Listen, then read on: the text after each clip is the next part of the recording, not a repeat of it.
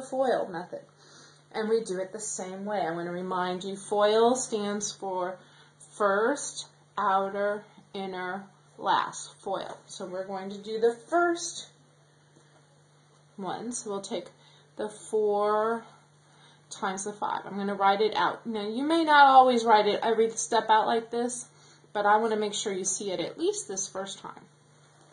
And then we're going to take the outer. So I'm going to take the 4 times 4 times the square root of 2. So I'm going to, those are both positive, so this is positive 4 times 4 square root of 2. Then we take the inner, and the inner are 2 square root of 2 times 5. So that ends up being, I'm going to write it as 5 times 2 square root of 2. And then finally, I take the last, which is 2 square root of 2 times 4 square root of 2. 2 square root of 2, 4 square root of 2. I'm going to put them in parentheses so that we can see them multiply together like that. Okay, well, let's simplify our terms here, or let's do our little expressions. 4 times 5 is just 20. That one's pretty easy. 4 times 4 square root of 2, well, 4 times 4 is 16, so I can do that part. And the square root of 2 kind of comes along for the ride. So I have 16 times square root of 2. And 5 times 2 square root of 2 is similar. I can just multiply the rational parts, which would be 10, and leave that square root of 2 there. And now, this one is where it gets a little interesting. Of course, I can multiply these two together. I can move things around, and the commutative property says I can take 2 times 4 and get 8.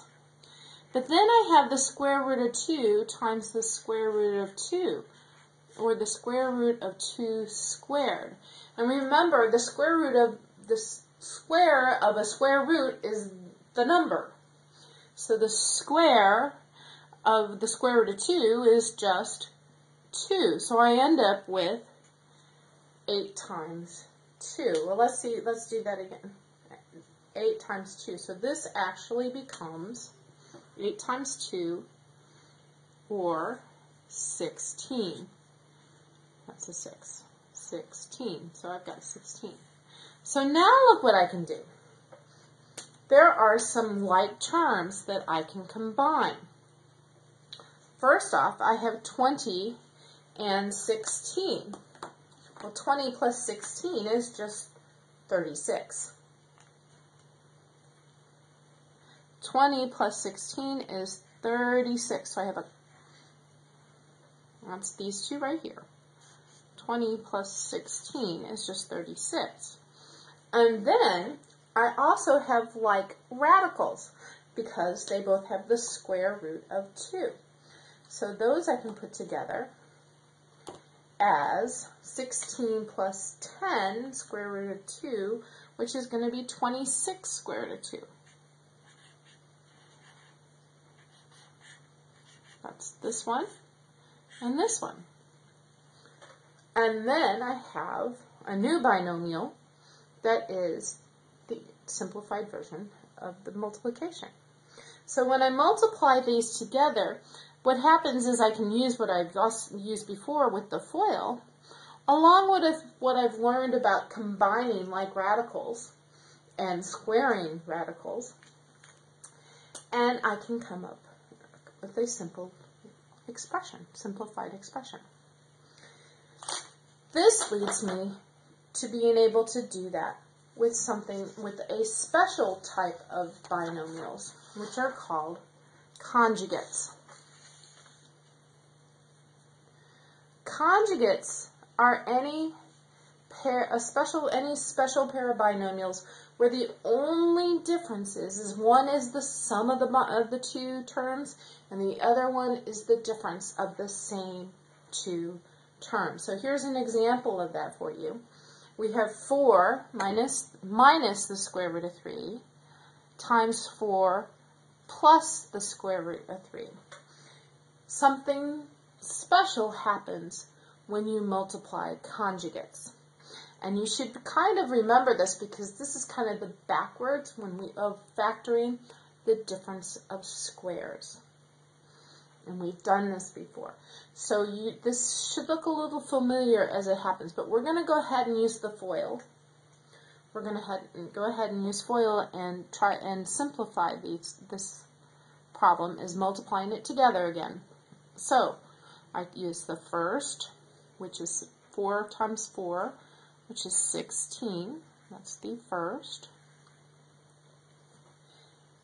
The outer, which would be 4 times the square root of 3. So then that's a positive. 4 times the square root of 3 times the inner, which is the negative square root of 3 times 4, so that's going to make my number negative. So I'll have negative 4 square root of 3. That makes it the whole thing negative. Times my last. Looking for my other color. Well, let's go ahead and use blue.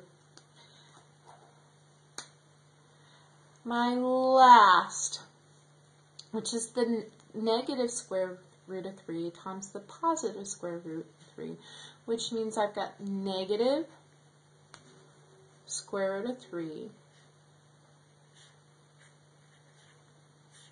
squared, which we should know what happens there. Okay, so let's look at what happens here. I have the negative, these two terms right here are the opposites of each other, and anytime you add opposites, you have 0. It's just like I said, I would have 4 and I subtract 4, well, that's 0. So these go away. They become 0. They cancel each other out. So I'm just left with 16 minus, and of course this is 3, or the square root of 3 squared, which means that is just 3. And that leaves me 13.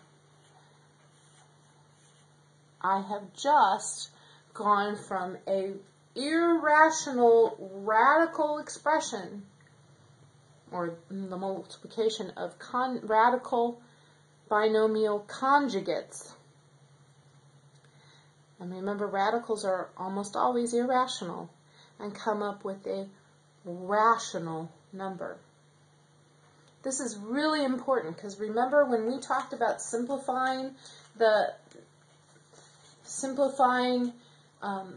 radicals, is that if we got a radical in the denominator, that was not simplified. So this gives us another tool to be able, in some cases, to rationalize our denominator and come up with a simplified radical expression. So let me give you an example of that. Here I have a radical expression with a radical in the denominator, and it is a radical binomial. Now, this only works with radical binomials that are square roots, just to let you know, which for some reason are what are in the book. So we'll be good at that. Anyway, so here we are going to rationalize our denominator because remember, when we have a simplified radical expression, we cannot have a radical in the denominator. So what we do is we multiply by the conjugate. So what is the conjugate of 3 minus the square root of 6? Well, the only difference with a conjugate is it has a plus sign, or the other sign. This one's a minus, so our conjugate has a plus. If this were a plus, our conjugate would have a minus. So I'm going to multiply by this and hopefully get a rational number. But remember, when I multiply fractions to simplify, I cannot just multiply the denominator by it. I also have to multiply the numerator. So here we go. And remember that means, and they have to be the same, so really I'm multiplying times 1, and anything times 1 is still itself. All these wonderful properties come into play with this. So anyway, so let's look at what we got here. Let's go ahead and do the numerator. That's really not that difficult because there's not that much going on. We end up with 4x times 3. Well, 4x times 3. 4 times 3 is 12x.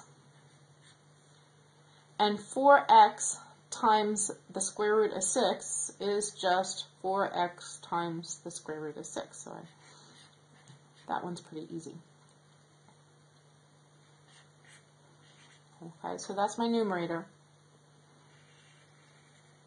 My denominator, let's see if this works. Let's see if this actually rationalizes it. My first is 3 times 3, which is 9. My outer is 3 times the square root of 6. And my inner is going to be 3 times the negative square root of 6. So they cancel out. And then I have my last, which is the square root of 6 times the square root of 6, which is 6. So minus 6. So it ends up being 3. So I end up in the end having 12x, see if I can fit it in here, plus 4x square root of 6 all over 3. And we're done. Whoops. There goes the cap. So,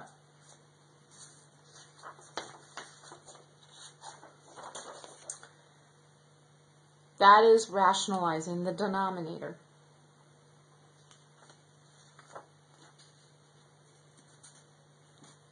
So it struck me as I've done the last couple of few that at the end of my videos I just kind of like expect you to understand it, and you really haven't had any practice. So I've decided to add a few examples at the end, and I'm going to pretty much show you the examples and leave it up to you to pause the video, try the examples, and then if you continue I'll show you the solutions. So I have 3 examples here. 5 times the square root of 32x plus 4 times the square root of 98x. These are all ones that we're trying to simplify. The second one in red is 1 plus the square root of 72 times 5 plus the square root of 2. And the last one is 3 plus the square root of 2 over 3 minus the square root of 2. I'd like you to, at this point, pause the tape, look through your notes, or maybe go back in the tape and look and see if you can do it, and put the things together and try these problems. I hope you've tried the problems, and even if you haven't, here are the solutions.